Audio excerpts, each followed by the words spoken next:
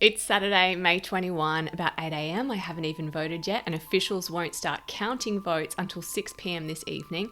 But I am going to make a prediction right now about who lost the Australian federal election.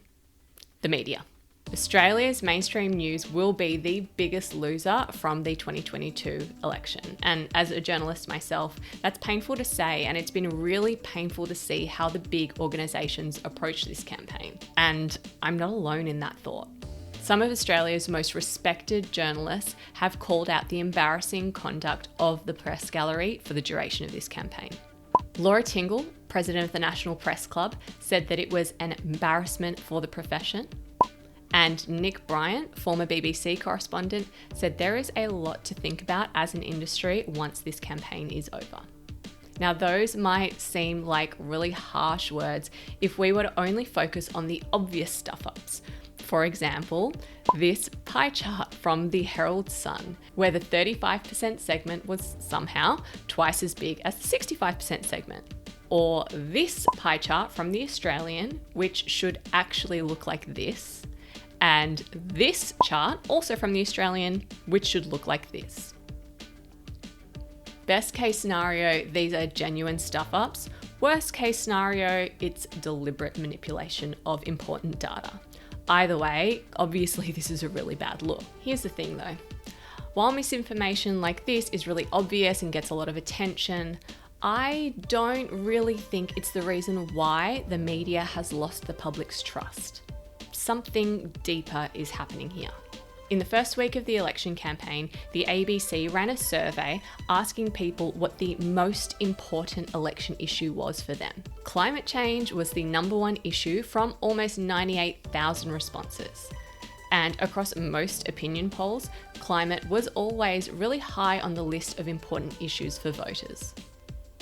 At one point last year, it really looked like this was going to be Australia's climate election. But once the campaign began, the major parties just didn't really talk about it. And they were able to get away with that because the media just didn't really ask about it. Ketan Joshi is a climate writer, and during the election campaign, he kept a running tally of every time the press gallery tweeted about climate.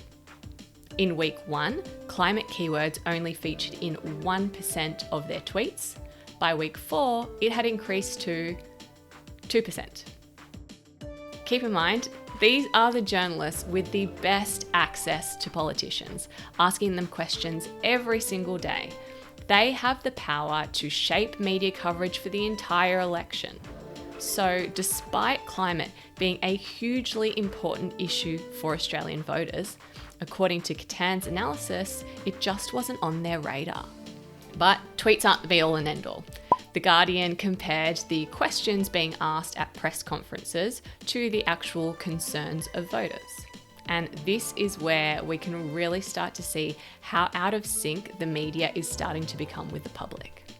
In the Guardian's analysis, the cost of living was the most important issue for voters, but it was only the 3rd most frequently asked question by journalists. Aged care was the #2 issue for voters, but it was way down at number 13 on the list of questions asked by journalists. And climate change ranked 4th for voters, but only 7th for journalists. There is almost no alignment here between what the public cares about and the topics the media is focusing on. That is the much bigger problem that newsrooms and journalists really need to address. It's leaving the public thinking that the media is not working in their interests or bringing them the information that they actually need answers for. That really turns people off when we start noticing what the media chooses to focus on instead. Now, there has been a long list of weird gotcha questions we could have included in this video. What's the current WPI? Google it, mate. Just to avoid any confusion, could you define for us what a woman is? Yeah, a member of the female sex. Member of the female. Why couldn't Brendan Murphy say that? Well, you'd have to ask him. How are you going to stand up to Xi Jinping if you can't stand up to us? People are entitled to ask questions.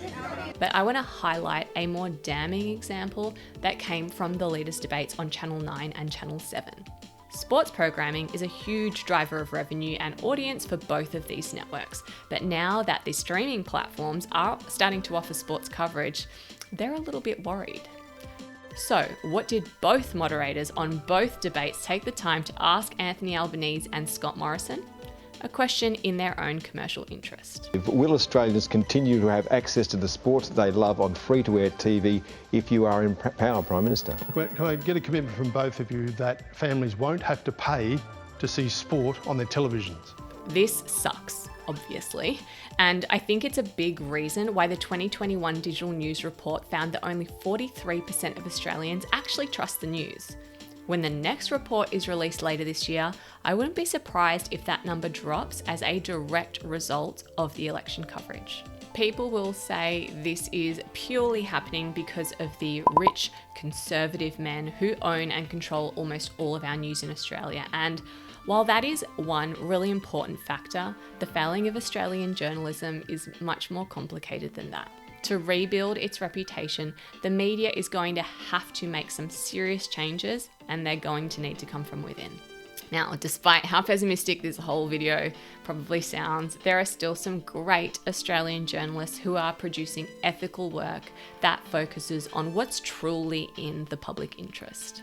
As news consumers, the best thing you can do to help reshape the media landscape is support those journalists and support the news outlets who are producing good work. Share it, pay for it, and do not click on anything that resembles the crappy journalism we've been forced to sit through during the election.